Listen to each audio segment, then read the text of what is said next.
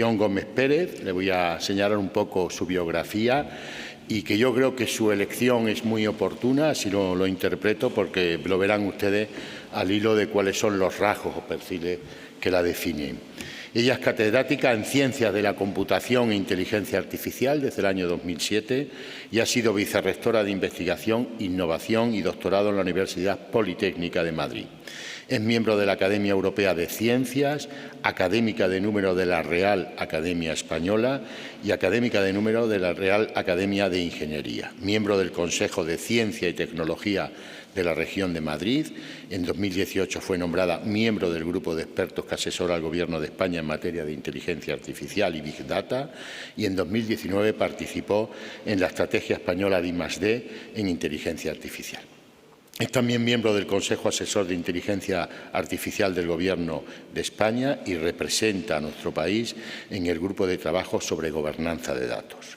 Ha recibido numerosos premios, entre ellos cabría destacar el Premio Nacional Profesional Ingeniera Informática y la Medalla de Extremadura, y ha dirigido numerosos proyectos internacionales y nacionales en colaboración público-privada. Ha publicado más de 300 artículos y ha sido supervisora de 27 tesis doctorales. Su nombre aparece en la lista del 2% de los científicos más citados del mundo en todas las áreas del conocimiento, publicada por la Universidad de Stanford. En esta línea, yo creo que el título que ella nos ha facilitado es un título muy acertado desde mi perspectiva, que es Inteligencia Artificial y Lengua Española, retos y oportunidades. Le damos la palabra a doña Asunción Gómez Pérez, dándole las gracias por su presencia aquí. Muchísimas gracias, Asunción.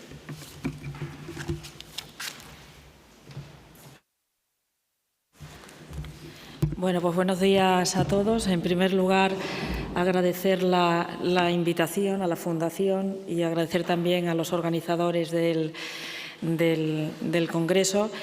Y bueno, se ha olvidado decir que soy extremeña hasta la médula, nací en Azuaga y cada vez que puedo vengo a Extremadura. Bueno, voy a hablar sobre inteligencia artificial y lengua española y retos y oportunidades. Y lo primero que debemos pensar es sobre el verbo pensar y razonar. Todos sabemos que René Descartes dijo la frase pienso, luego existo. Nosotros pensamos con una materia, que es la materia gris. Utilizamos normalmente palabras y símbolos y también alguna fórmula matemática para pensar y razonar. Y en el año 1950, Alan Turing celebró o escribió la famosa frase «¿Pueden pensar las máquinas?». Y claro, las máquinas de aquellos momentos no son las máquinas que tenemos ahora, pero todas esas máquinas, la computación y la digitalización, piensa y razona sobre el silicio y además utiliza ceros y unos para razonar y pensar. Eso significa que vamos a utilizar muchas fórmulas matemáticas en ese pensamiento y razonamiento artificial y también vamos a utilizar las leyes de la lógica, los silogismos y unas lógicas muy avanzadas también para que las máquinas puedan realizar esta actividad. Entonces, bueno, la charla la he organizado en 5 bloques. Primero voy a explicar los fundamentos de la inteligencia artificial de una forma muy sencilla para que podamos ubicar esta tecnología y saber los pros y los contras que tiene. En segundo lugar, hablaré de los modelos de lenguaje, que es la tecnología que ha democratizado la inteligencia artificial y que la ha puesto en nuestras manos y en nuestros dispositivos digitales, en todos. Hablaremos también de lengua española, inteligencia artificial y lo que está realizando la Real Academia Española. 2 transparencias, 2 diapositivas de legislación, porque luego habrá expertos que hablarán sobre este tema y, finalmente, pues a modo de conclusión, esos retos y oportunidades. El concepto de inteligencia artificial surge en el año 1956 en la conferencia de Dartmouth y, como pueden ver en la viñeta, se trataba de que las máquinas, los robots, que en aquellos momentos imaginaban o pensaban, pues fueran capaces de realizar tareas cognitivas, tareas que hasta la fecha podían realizar los seres humanos. ¿Cuáles son esas tareas? ¿Cuáles son esas tareas cognitivas? Pues ser capaz de leer, ser capaz de escribir, ser capaz de reconocer un objeto, realizar una abstracción, etcétera, utilizar el lenguaje. En los sistemas de inteligencia artificial nosotros vamos a utilizar cuatro verbos que son fundamentales. El primero es que el sistema tiene que percibir del entorno. ¿Cómo percibe? A través de imágenes, a través, por ejemplo, de sensores que proveen datos, a través de una consulta que realiza el usuario, a través de un enlace que nosotros clicamos cuando estamos, por ejemplo, en una página web. Eso consiste en percibir. Y el sistema, con eso que percibe y teniendo en cuenta que tiene un conocimiento almacenado, es capaz de razonar para deducir nuevos datos. Y en base a ese razonamiento, posteriormente decide, de todo el abanico de actuaciones que puede realizar, se queda con una y actúa sobre el mundo físico, lo cual va a hacer cambiar el mundo físico y también cambiar el mundo digital. Y además algunos de estos sistemas pues, tienen esa capacidad de aprender de forma continua en base a esa interacción que tiene con el entorno, igual que aprendemos los seres humanos. Pero claro, para que el sistema sea capaz de razonar y decidir, necesita tener conocimientos. Y existen dos técnicas o dos tendencias para construir conocimiento. Por un lado, los modelos que utilizan palabras, que lo vamos a ver a continuación, y luego los modelos que utilizan o que están basados en números. Por lo tanto, ahora mismo, esa capacidad de percibir, decidir, razonar, aprender, decidir y aprender la tenemos en todos los dispositivos móviles que tenemos a nuestra mano. Estos sistemas reconocen imágenes, son capaces de traducir entre idiomas, son capaces también de generar textos en lenguaje natural, son capaces de entender el lenguaje, realizar recomendaciones, lo tenemos todos los días en Netflix o en cualquier otra plataforma, realizar predicciones, es decir, prever cuándo un sistema, por ejemplo, va a fallar, prever cómo va a evolucionar el tiempo, realizar también simulaciones in silico, es decir, en lo digital. Son algunas de las actividades.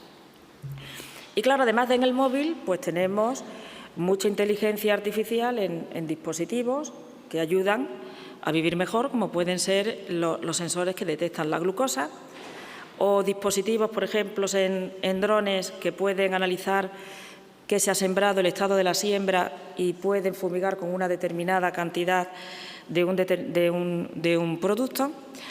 Podemos tener también sistemas que analizan lo que nuestro cerebro emite, las señales que nuestro cerebro emite y, por lo tanto, son capaces de hacer que personas tetraplégicas pues, puedan volver a andar simulando simplemente la señal que emite el cerebro, porque estas personas anduvieron algún día. También se utiliza en el tema de defensa, por ejemplo, para detectar el estado de ansiedad, por ejemplo, de un determinado piloto en el ala 12. Y el extremo sería ya lo que Elon Musk, en la empresa Neuralink, quiere hacer, que sería el construir el que el ser humano se convierta en un dispositivo en el cual se le implanta un chip para implementar esas capacidades. Entonces, como pueden ver ustedes en la diapositiva, pues de aquella idea primigenia de que las máquinas sean capaces de realizar actividades que hasta la fecha solamente podían realizar las personas, pues pasamos al otro extremo en el cual se pueden ampliar esas capacidades humanas. Existen muchos tipos de inteligencia artificial. Por un lado, tenemos la inteligencia artificial específica, que es aquella que realiza una determinada tarea. Por ejemplo, detectar imágenes cancerígenas en una radiografía o en una ecografía. Y mediante la agregación de esas inteligencias artificiales específicas, pues se puede llegar a una inteligencia artificial más general que puede resolver tareas más complejas. Una tarea más compleja pues sería, en cualquier radiografía, ser capaz de detectar un tumor o una rotura de un hueso o lo que sea. Pero claro, la inteligencia artificial no va sola. La inteligencia artificial surge porque tenemos datos, porque los datos están digitalizados y además porque vamos acompañados de otras tecnologías como pueden ser la sensórica, la Internet de las cosas, evidentemente las comunicaciones 5G, la comunicación cuántica, la supercomputación y otra serie de tecnologías digitales. Y luego, por otro lado, tenemos el concepto de singularidad, que sería el que la máquina o el dispositivo, a su vez, es capaz de generar una conducta inteligente ya por ella misma, ¿vale? O sea, sería otro eslabón, sería un eslabón superior. Entonces, ¿cómo funciona la inteligencia artificial? ¿Qué tiene que tener un componente de inteligencia artificial? En primer lugar, necesitamos un hardware, necesitamos unas infraestructuras sobre las cuales poder ejecutar todos los programas. En segundo lugar, vamos a necesitar datos y metadatos. Ahora iremos sobre cada uno de estos eslabones de la pirámide. En tercer lugar, vamos a necesitar esos modelos que son los que van a proporcionar el conocimiento al sistema inteligente. Y ese modelo lo puede construir una persona, es decir, de forma manual, o bien lo puede construir un algoritmo y entonces vamos a tener ese aprendizaje automático. Y encima de todo, pues tendremos esas aplicaciones que utilizan los modelos, que recopilan datos de forma continua o están utilizando datos de forma continuada y que estamos, pues, por así decirlo, las tenemos en los colegios, en las empresas, en las Fuerzas Armadas, etcétera. Claro, voy a ir ahora moviéndome por todos estos niveles de la pirámide y en la parte superior pues van a ver el nivel de la pirámide en el que nos encontramos. En el año 1964, cuando se construyó el primer chatbot, pues se construyó sobre esa máquina de IBM que costaba cerca de 200 millones un millón de euros, que serían como 22 millones de euros actuales, si no me falla la memoria, porque desde aquí no veo nada. ¿Qué es lo que ocurre? Que a fecha de hoy, en cualquier móvil que nosotros tenemos una capacidad de computación y una memoria infinitamente superior a la que había en esos ordenadores de IBM. De tal forma que un móvil baratito puede realizar hasta 7,8 millones de operaciones por segundo más que aquellos ordenadores de los años 60, ordenadores que fueron utilizados por la NASA para que John Glenn orbitara, por ejemplo, la Tierra por primera vez. Entonces, por poner un poco en situación, porque a veces parece que la computación que tenemos en el móvil la hemos tenido siempre.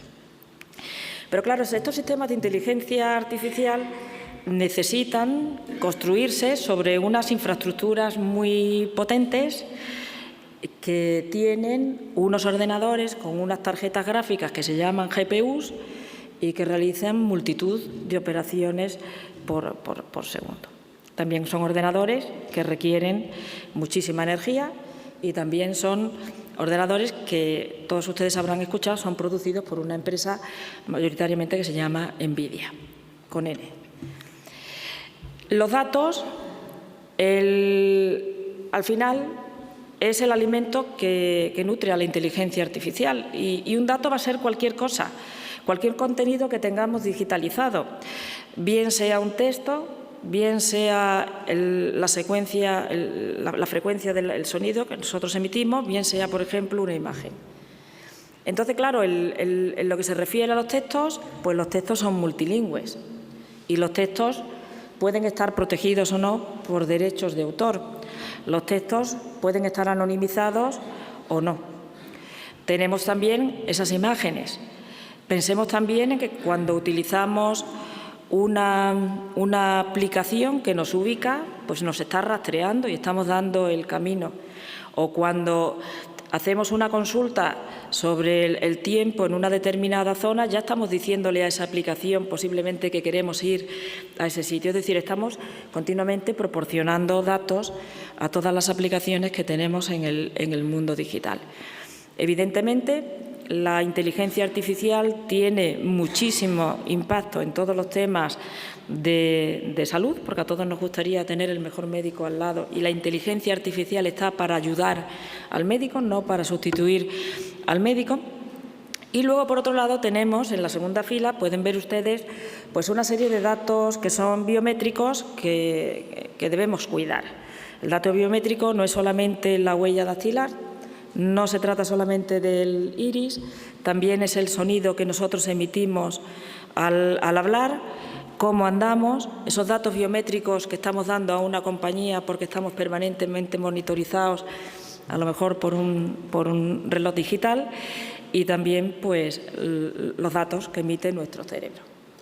Y luego hay una serie de datos voluntarios que emitimos en redes sociales, quien publique allí, datos que sin querer vamos dejando en esa huella digital a medida que utilizamos estas aplicaciones, digitalización que existe en cadenas de producción, en las ciudades inteligentes, en la monitorización de grandes plataformas y también, evidentemente, en todo el código que se programa. Entonces, ¿qué es lo que hace la inteligencia artificial? La inteligencia artificial va a agregar y va a conectar todos estos datos pues, de una forma hasta ahora nunca vista, que por ese motivo pues, va a hacer que pueda tomar decisiones pues, de una forma muy rápida en infinidad de dominios y sectores. Vamos al tercer punto, que sería el de los modelos y algoritmos, el tercer escalón de la pirámide. La inteligencia artificial hemos dicho que surgió en el año 1956 y hay una inteligencia artificial que es una inteligencia artificial verde porque consume poca energía y además tiene una serie de ventajas que es que razona y explica. Esta inteligencia artificial es bastante más costosa de construir, es bastante costosa a la hora de construirla y se basa principalmente en palabras, en heurísticas y en todo lo que supone el razonamiento lógico. Y luego tenemos, por otro lado, una inteligencia artificial que aprende y tenemos ahí las técnicas de aprendizaje automático, que están basadas principalmente en unas técnicas estadísticas muy avanzadas y que se llevan utilizando también desde hace muchísimo tiempo. Pero el boom de la inteligencia artificial ha venido por la inteligencia artificial generativa, que es la que utiliza esas técnicas de aprendizaje profundo, que utiliza muchas redes de neuronas, que las veremos luego qué son. Y esas redes de neuronas y ese aprendizaje profundo es la que se ejecuta sobre esas máquinas, que son esas GPUs de NVIDIA, y la he puesto en color rojo porque consume pues, bastante energía. Entonces, dos nociones o tres nociones muy básicas sobre el aprendizaje. Por un lado, tenemos el aprendizaje supervisado. En el aprendizaje supervisado pues vamos a tener pares de entrada-salida es decir, vamos a proporcionar, por ejemplo, muchas fotos de lo que es una motocicleta y vamos a entrenar al sistema en descubrir qué cosas son motocicletas. Entonces hay una persona que está describiendo, esta imagen es una motocicleta, esta imagen no es una motocicleta, es un coche, es una bicicleta, lo que sea. Entonces ahí vamos a utilizar pues, las técnicas estadísticas para clasificar conceptos, que sería la figura que ven ustedes en la izquierda, donde clasifico los puntos en color rojo o en color azul, o figuras, o bien vamos a utilizar la regresión pues, para poder predecir, utilizando una función matemática, qué es lo que va a ocurrir, es decir, cómo va a evolucionar, por ejemplo, el tiempo. Luego, por otro lado, tenemos el aprendizaje no supervisado. Y en el aprendizaje no supervisado ya no necesitamos etiquetar, que una persona vaya etiquetando miles y miles de imágenes diciendo qué son las cosas, sino que vamos a tener una serie de algoritmos que, dado un conjunto de datos, pues nos va a ser capaz de identificar conjuntos. Y como pueden ver en la imagen, pues los tres conjuntos aparecen claramente diferenciados. Y luego tendremos, por otro lado, el aprendizaje por refuerzo, que es el que aparece ahí arribita a la derecha, en donde vamos a tener un agente que, en base a las actuaciones que va a realizar sobre el mundo, pues va a tener un sistema de penalización o de premio y, en función de eso, pues va a ir variando su conducta de forma dinámica, ¿vale? Entonces, en el primer ejemplo del aprendizaje supervisado, pues pueden ver que ahí hay una persona que está anotando imágenes que son un coche, para que luego la red neuronal pueda aprender a distinguir coches de cosas que no son coches, mientras que en el aprendizaje no supervisado, pues la red neuronal va a aprender a identificar los coches. Entonces, cuando nosotros hablamos de redes de neuronas, y este es un ejemplo muy, muy, muy sencillito para que vean cómo funciona la tecnología, en una red neuronal, a ver si soy capaz ahora, aquí en la parte central, bueno, no sé cómo va, tienen en la parte de la izquierda unas entradas en azul. Esas entradas van a ser ceros o unos. Y vamos a tener unos arcos que nos conectan con un nodo en verde, que va a ser la neurona, en la cual yo voy a ejecutar una fórmula muy sencillita, que va a ser el producto de esas entradas por esos pesos, y le voy a sumar una constante k, que va a ser el sesgo. Luego tengo un cuadradito allí en rojo que es la función, y en esa función me va a permitir posteriormente transformar ese valor numérico que he obtenido, que estará entre 0 y 1, en un 0 o en un 1, porque hemos dicho al principio de todo que el ordenador trabaja con ceros y con unos. Entonces yo puedo decir que si el valor de esa función es menor que 0,3, pues devuelve un 0, si es mayor o igual que 0,3, devuelve un 1. Si realizan ustedes los cálculos, multiplicando las entradas por esos pesos, verán que la red de neurona toma el valor 0,6, y como el valor 0,6 es mayor que 0,3, la salida que daría sería un 1. ¿Vale? Entonces, ese es el cálculo que se realiza dentro de una red de neuronas. Y el aprendizaje profundo, ¿qué es lo que va a ocurrir? Pues que vamos a tener muchas redes de neuronas conectadas, en donde tenemos muchas entradas que son ceros y unos, muchos pesos que se van a ir calculando y reajustando según el algoritmo que utilicemos. Entonces, claro, el tema viene porque nosotros partimos de datos y la inteligencia artificial va a ayudar en la toma de decisiones. Entonces, primero vamos a tener una serie de datos que, por ejemplo, podría ser que el semáforo, podríamos tener un color que es el color rojo. Encima de esos datos vamos a tener una serie de metadatos que nos van a decir, oye, que ese dato que tienes ahí abajo se trata de un semáforo que ha tomado el color rojo, que está ubicado en la intersección de la Puerta de Alcalá por ejemplo, con la Castellana, y se ha puesto en rojo durante un instante concreto durante un intervalo de tiempo tal día. Y con esos datos y con esos metadatos, el sistema lo que es capaz es de extraer conocimiento, que sería el escalón que tenemos ahí en naranja, que dice cada 2 minutos el semáforo se pone en rojo. Y en base a ese conocimiento somos capaces de tomar una decisión, y es que tengo que cambiar la frecuencia de los semáforos. Entonces habrá alguien que cambia la secuencia de los semáforos, y entonces volvemos de nuevo a seguir obteniendo datos, metadatos, y poder ir aprendiendo y reajustando si ese conocimiento que hemos aprendido es el correcto. Por lo tanto, la inteligencia artificial lo que hace es analizar el pasado, qué es lo que ha ocurrido en el pasado, para poder extraer cierto tipo de conclusiones o de parámetros o de reglas que van a influir en el futuro. ¿Vale? Es decir, conociendo el pasado, y a partir de esos espacios de datos nosotros somos capaces de influir en el futuro. Y en ese sentido, mediante esos 3 modelos, que serían los simbólicos, las estadísticas o bien las redes de neuronas profundas, el sistema es capaz de razonar y de tomar la decisión.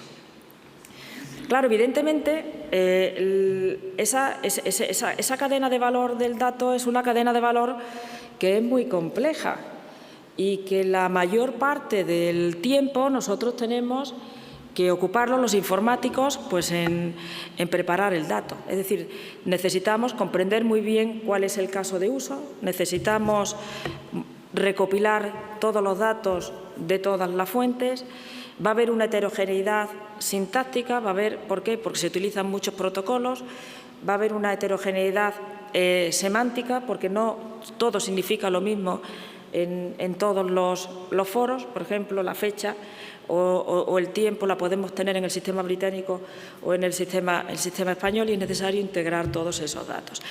Entonces, claro, esas 3 primeras etapas de obtención de los datos, integración de los datos y la agregación de los datos, pues va a llevar a lo mejor el 70% del tiempo del desarrollo de un sistema de inteligencia artificial. Luego habrá que construir esos modelos Habrá que verificar si los modelos son correctos y representan bien a los datos, y si nos hemos equivocado porque a lo mejor solamente cubrimos un 70%, tendremos que ir a recopilar nuevos datos y luego ya hacemos el deployment y posteriormente la toma de decisión. Bueno, en todo esto han escuchado ustedes en prensa que es importantísimo que los datos no estén sesgados. ¿Por qué? Porque si los datos están sesgados, la toma de decisión estará sesgada. Pero en ese sentido es importante aclarar que no es lo mismo un sesgo que un requisito. ¿Por qué? Pues porque para determinadas actuaciones que tiene que realizar el sistema de inteligencia artificial, si por ejemplo lo utiliza en la selección de personal, pues habrán cierto tipo de parámetros que son requisitos de un puesto de trabajo y no implican ningún sesgo. Entonces, bueno, aquí hay mucho debate entre lo que es requisito y lo que es un sesgo. Vamos a ir ahora a los grandes modelos de lenguaje, ¿vale?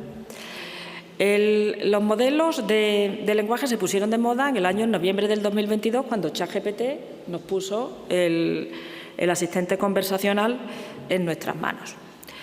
Y lo que hace un modelo de lenguaje es tomar grandes cantidades de texto, como pueden ver en la figura, pasarlos por una red, por una arquitectura transformer que utiliza redes de neuronas profundas para producir lo que sería el modelo, por ejemplo, de una familia como podría ser GPT. Vamos a ver luego el ejemplo de cómo predicen.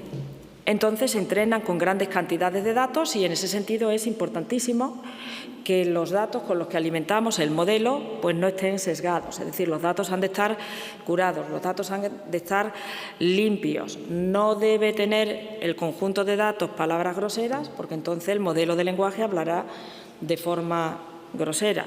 Si los datos con los que entrenamos son de una determinada ideología, pues el modelo de lenguaje será tendencioso hacia esa determinada ideología. Los datos deben estar anonimizados. ¿Por qué? Pues porque no queremos que los datos de una persona aparezcan de repente en la respuesta que da el modelo de lenguaje, ¿vale? Y entonces aquí traigo un ejemplito que yo desde aquí no veo nada, pero ustedes los podrán ver en diferentes colores. Y los modelos de lenguaje no van a trabajar con palabras, sino que van a trabajar con un término que se llama tokens.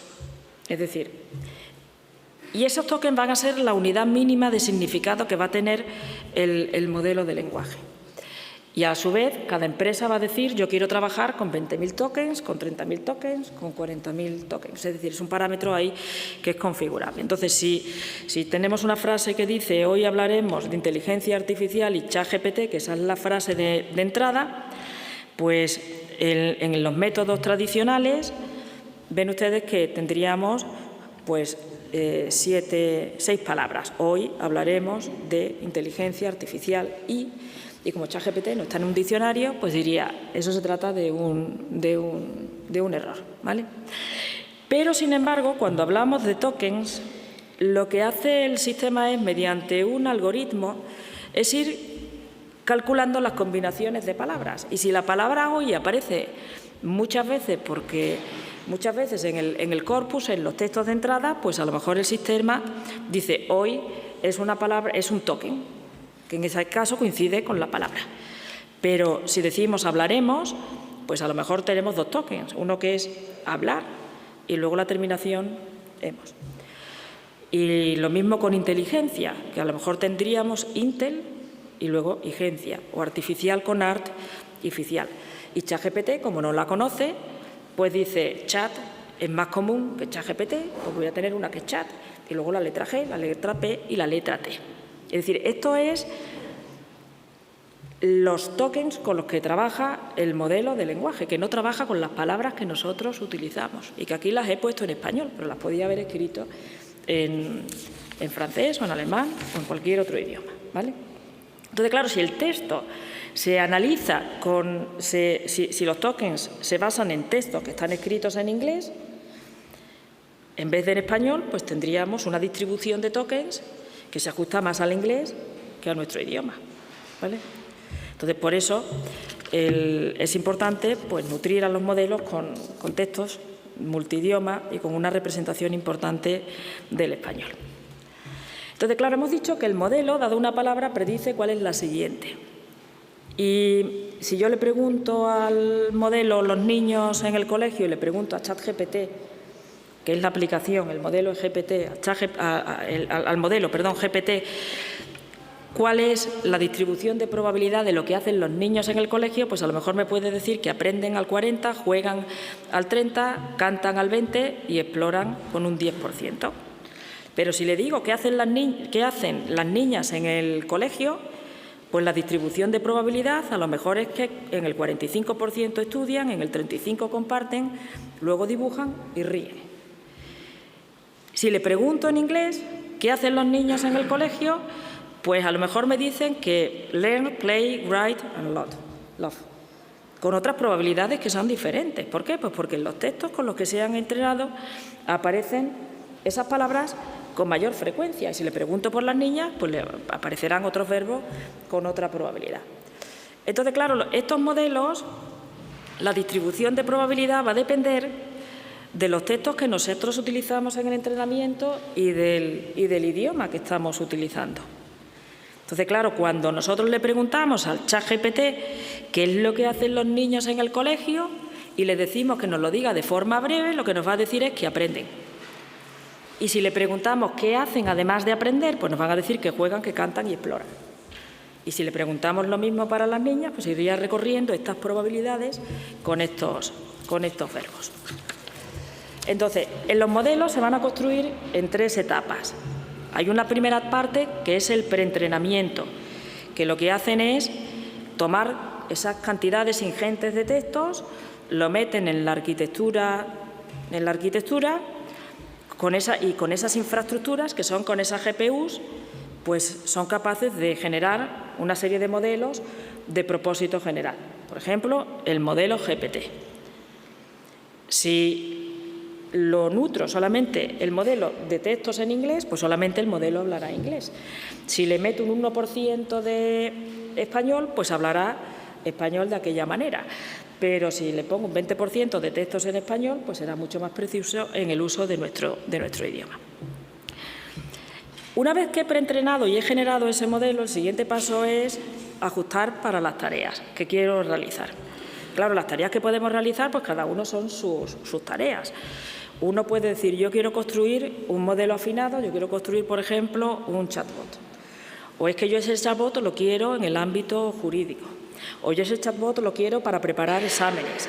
O el chatbot lo quiero para que me resuma los textos y me coja las ideas principales.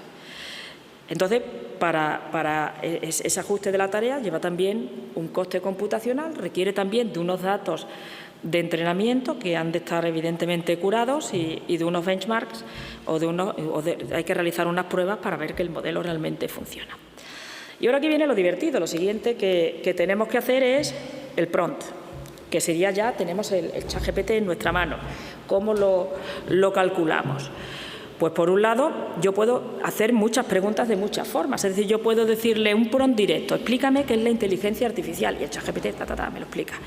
O puedo darle un ejemplo. Si le digo, la capital de España es Madrid, la de París es... Y entonces, como ya le he dado un ejemplo, el sistema me dirá, la de Francia sería París. Puedo hacer un prompt de rol. Es decir, yo quiero ser profesor, yo soy profesor de lengua, genérame 10 palabras correctas y otras 10 incorrectas sobre la letra M delante de la B y de la P, para que los alumnos me detecten luego faltas de ortografía. O puedo darle un prompt explicativo, es decir, explícame cómo funciona el ciclo del agua describiendo cada una de sus etapas de manera clara y sencilla. O puedo hacer una cadena de pensamiento y digo, si Juan tiene 3 manzanas y compra 5 más, pero luego regala 2, ¿cuántas le quedan? Explícame paso a paso el número que sale. O puedo decir un árbol de pensamiento. Yo quiero ir de Cádiz a Madrid. Genera diferentes caminos y fundamenta en función del tiempo, del medio de transporte, de la huella de carbono, del precio, ¿vale? Entonces, ese modelo que se ha construido, ese modelo que se ha entrenado para una tarea específica, luego lo podemos consultar de muchas formas. Entonces, claro, aquí hay hay muchos modelos. Hay modelos de lenguaje grande que utilizan que son los que estamos utilizando, como el GPT o Llama, que se utiliza para los chatbots. Tenemos modelos que generan imágenes o vídeos. Tenemos modelos que nos generan audio y voz. Tenemos modelos multimodales porque trabajan con el audio, con la voz, con la imagen, con el texto, ¿vale? Tenemos modelos que nos ayudan a programar también. Y claro, hay una ley que es la ley de escalabilidad de Kaplan que dice que obtendremos mejor rendimiento mientras mejores sean las infraestructuras, que son las GPUs, y mientras más datos tengamos. ¿Cierto? Y por eso tenemos los grandes modelos de lenguaje con billones de parámetros americanos. Pero claro, esos modelos son muy costosos. A lo mejor algunos de ellos puedan costar más de 100 millones de dólares e incluso algunos rondan los 200 millones de dólares y tienen un elevado consumo energético. Por ese motivo, ahora mismo hay una tendencia hacia los modelos de lenguaje pequeños que en vez de tener a lo mejor 75 billones de parámetros, los parámetros como si fueran variables, pues tienen a lo mejor 7 billones de parámetros, es decir, un orden de magnitud menos. También tenemos los modelos cuantificados, que serían los modelos en los cuales le dice, bueno, pues yo en vez de querer un 7B, quiero un modelo con 1 billón de parámetros, por ejemplo. Y los modelos destilados, que son los del DeepSeek, que es el que ha ocasionado todo el terremoto de la inteligencia artificial en el mes de enero. ¿Por qué? Pues porque son modelos destilados en donde en vez de trabajar con GPUs, trabajan con CPUs y unos modelos, que es el modelo maestro, enseña al modelo pequeño, ¿vale? Entonces, claro, son de esa forma lo que han permitido los modelos de lenguaje pequeños, los cuantificados y los destilados es pues que cualquier empresa ubicada y que no tenga esos 200 millones de dólares para poder entrenar a un gran modelo de lenguaje, pues pueda competir en todos estos temas de la inteligencia artificial. ¿Qué es lo que ha ocurrido? Pues estos datos son del índice de Stanford que salió en el año 2024 y se refiere al 2023. El próximo índice de Stanford sale el 7 de abril. Hoy estamos a día 1, así que no hemos podido incluir los datos actualizados, pero sí que les recomiendo que el día 7 de abril vayan al índice de Stanford y lo bajen.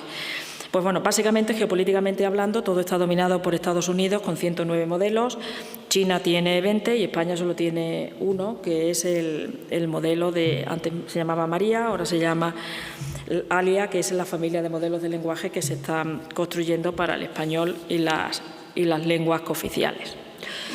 En esta transparencia, en esta diapositiva, pues pueden ver ustedes también la evolución en lo que supone el coste de entrenamiento y la barrita azul que aparece aquí a la derecha, que es el coste del último modelo de lenguaje que recogió el índice, 190 millones de dólares.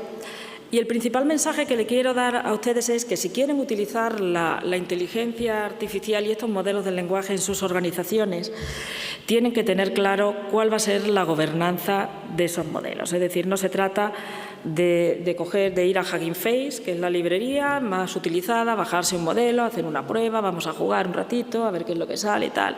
Lo meto dentro de la organización, no. Lo que hay que tener es una estrategia clara, porque tenemos los datos, tenemos los modelos, esos modelos y ese software que se produzca tiene que integrarse dentro de la estrategia de digitalización que tiene la empresa y, por lo tanto, ha de seguir una serie de principios y una serie de normas institucionales, una serie de normas y principios del sector y, sobre todo, seguir una normativa que es la normativa europea de inteligencia artificial que se aplica para las empresas, no así para defensa, que tiene la suya propia. Hay que ser respetuoso con las leyes de la propiedad intelectual, ¿vale? Y, sobre todo, hay que tener en cuenta ese impacto energético que tiene en el medio ambiente, porque no es solamente el coste de construir el modelo, es que el modelo se construye con datos que están en los CPDs, que consumen muchísima energía, y luego nosotros o nuestros hijos nuestros amigos, cuando utilizan este tipo de tecnología, también tiene un consumo energético porque se utiliza la red. El sistema tiene que razonar para darnos a nosotros una respuesta. Entonces, si bien una consulta no tiene impacto, millones de consultas sí que lo tienen. Y por eso que les comentaba al principio lo de la inteligencia artificial verde y roja. Bueno, paso de una forma ya rápida a la parte de lenguaje, inteligencia artificial y lengua española. Bueno, todos ustedes saben que la Real Academia se creó en 1713, es la autoridad en la lengua y en la que genera la norma. La norma se crea conjuntamente y los diccionarios y todas las obras junto con las asociaciones de las lenguas españolas que están con todas las reales academias de la lengua española que forman parte de ASALE. Y recientemente pues, se ha creado también una asociación que es la red del lenguaje claro, para que todo lo que es lenguaje jurídico, lenguaje de Hacienda, pues cuando nos envían una carta a los ciudadanos, pues seamos capaces de entenderla. En el año 19, pues se crea el proyecto Leia con el fin de que las máquinas hablen un español correcto. Recuerden ustedes que hace unos minutos les he dicho que si se entrena con textos en inglés, los tokens van a venir en inglés. Y luego, por otro lado, hacer que la inteligencia artificial ayude también a los lingüistas en su trabajo diario. Entonces, ahora, por favor, pongan el vídeo que les va a explicar muy bien qué es lo que hace el proyecto Leia.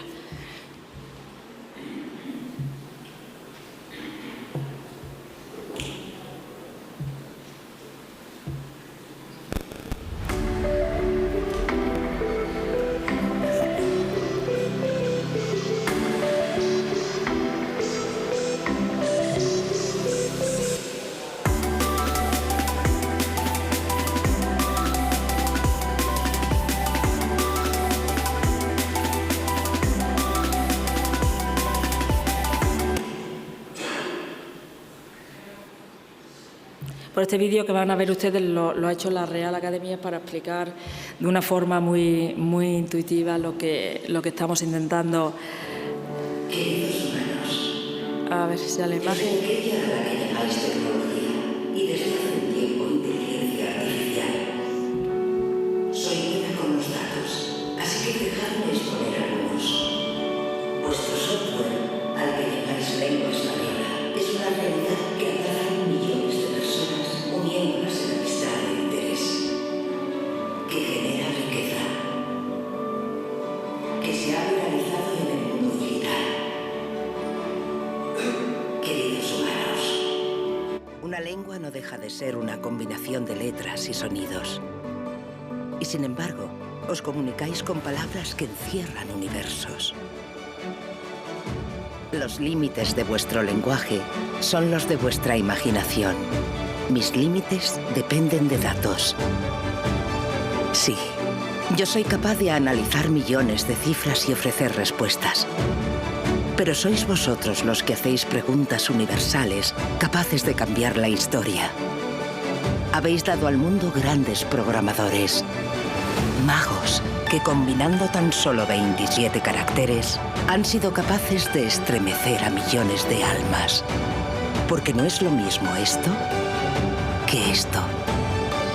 Palabras que puedo procesar, pero no entender plenamente.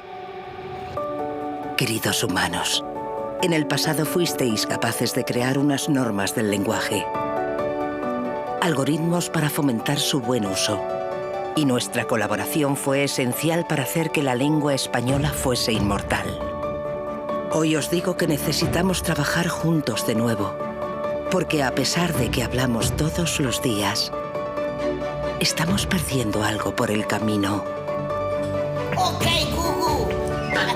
Veréis, yo nací programada para aprender, pero necesito que seáis mis profesores. Quiero ser guardiana de la grandeza de vuestra lengua. Y para eso tenemos que dedicarnos tiempo. Tenemos un legado que proteger y un futuro por escribir. Queridos humanos, quiero ser parte de esta historia. Contad conmigo. Os aseguro que lo que hagamos hoy tendrá su eco en las voces del mañana. depende de nosotros. ¿Hablamos?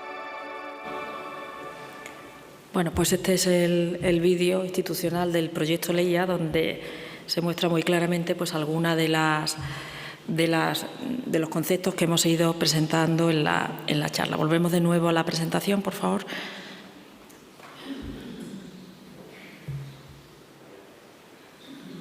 Entonces, dentro del proyecto, pues lo primero que se ha hecho es llegar a una serie de acuerdos con las grandes empresas tecnológicas para que ellos utilicen el diccionario y lo incorporen en sus productos. Por ejemplo, en Google, cuando hacíamos antes una búsqueda, pues no aparecía el diccionario de la Real Academia Española, sino el diccionario de Oxford.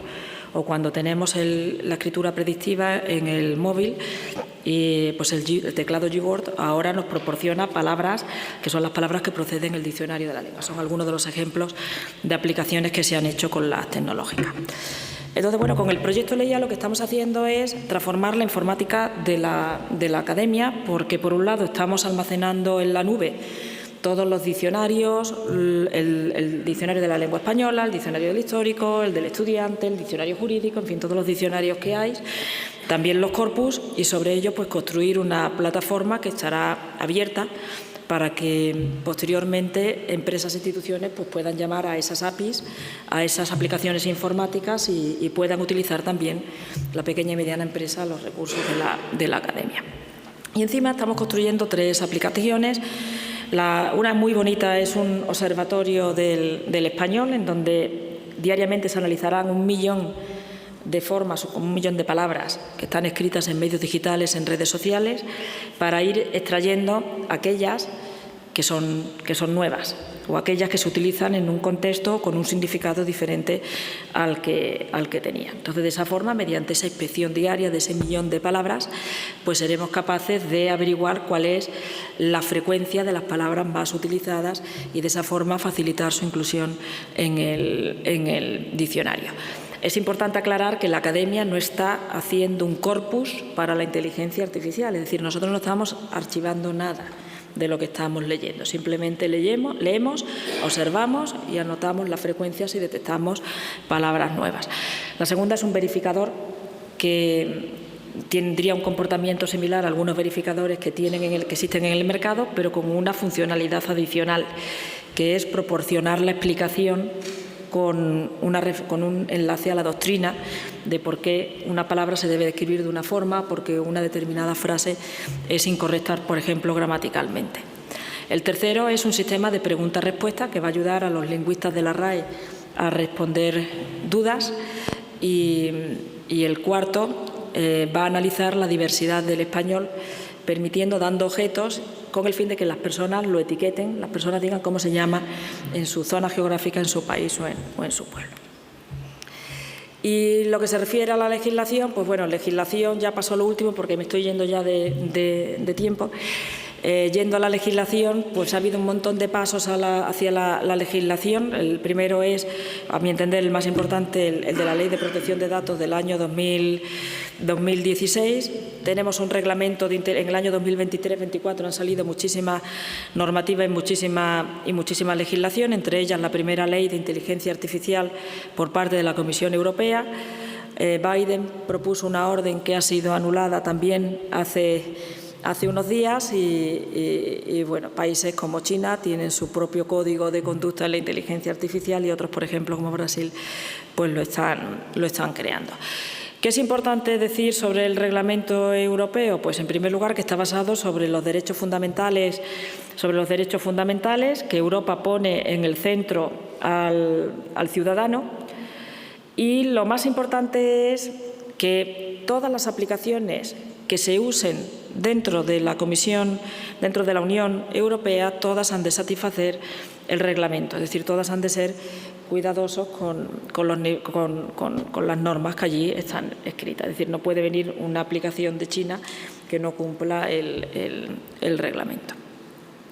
Se ha creado un comité europeo para la coordinación y supervisión. En España tenemos la Agencia Española para la Inteligencia Artificial, que está en proceso que se está poniendo en marcha, y lo importante es que esta ley se sobrepone sobre otras leyes europeas. De una forma muy rápida, es una legislación que está basada en riesgo. Va a haber una serie de aplicaciones que son inaceptables, es decir, una serie de aplicaciones que no se van a poder utilizar en Europa. Por ejemplo, aplicaciones que permitan monitorizar la conducta social, por ejemplo, que tiene un ciudadano, como si fuera el carnet por puntos, pero desde el punto de vista social. Eso, por ejemplo, en China lo tienen, aquí en Europa no va a estar permitido. Tampoco va a estar permitido pues, aplicaciones que puedan monitorizar a los estudiantes en clase o a una persona en el puesto de trabajo para ver el desempeño, a lo mejor, ¿vale? Tampoco va a estar permitido pues, cierto tipo de sistemas que puedan impedir algún tipo de acceso igualitario, o el que vayamos paseando aquí por esta maravillosa plaza y nos vayan etiquetando y vayan diciendo en tiempo real aquí está fulanito o está menganito, ¿vale?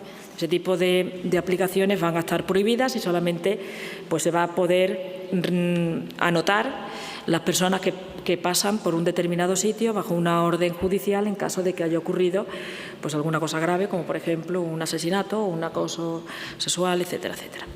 Luego vamos a tener otra serie de aplicaciones que son de riesgo alto y que han de estar monitorizadas extremo a extremo, es decir, han de estar monitorizadas desde el día que nacen y que se idean, cuando se ponen en el mercado y hasta que se retiren del mercado, con el fin de poder garantizar que esas aplicaciones siempre van a tener el mismo comportamiento.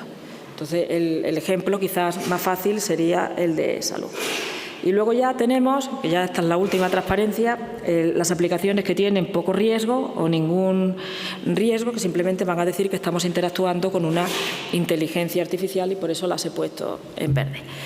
Entonces, bueno, como mensajes para llevarse a casa, como preguntas para el debate de la mañana, vemos que la inteligencia artificial tiene una amplia adopción en distintos tipos de sectores. Tenemos ingredientes que son los datos, las infraestructuras, los modelos y los algoritmos, que la parte de la inteligencia artificial generativa, a mi entender, va un poco más lento de lo que la gente piensa que va, y eso se debe a que requiere un proceso de ajuste y requiere que tomar una serie de medidas y aspectos regulatorios antes de ponerla en su funcionamiento, y en ese sentido el sandbox regulatorio es importante y bueno, todos debemos tener una serie de precauciones. Me he ido ya 12 minutos y con esto termino. Disculpen la extensión de la charla.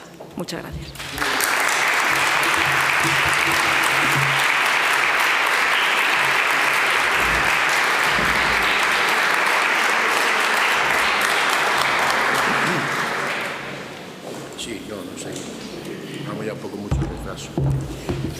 Y el tiempo nos apremia y continuamos con el desarrollo del programa y sin solución de continuidad seguimos. Durante la inauguración hemos ido escuchando y se ha puesto el acento en la relación entre Europa y América Latina, una historia secular que seguimos alimentando a día de hoy. Y vamos a pasar a la siguiente ponencia. Le damos las gracias tanto a Castor como a Asunción Gómez. Pasamos a la siguiente ponencia porque ya el tiempo nos apremia para seguir hablando de encuentros.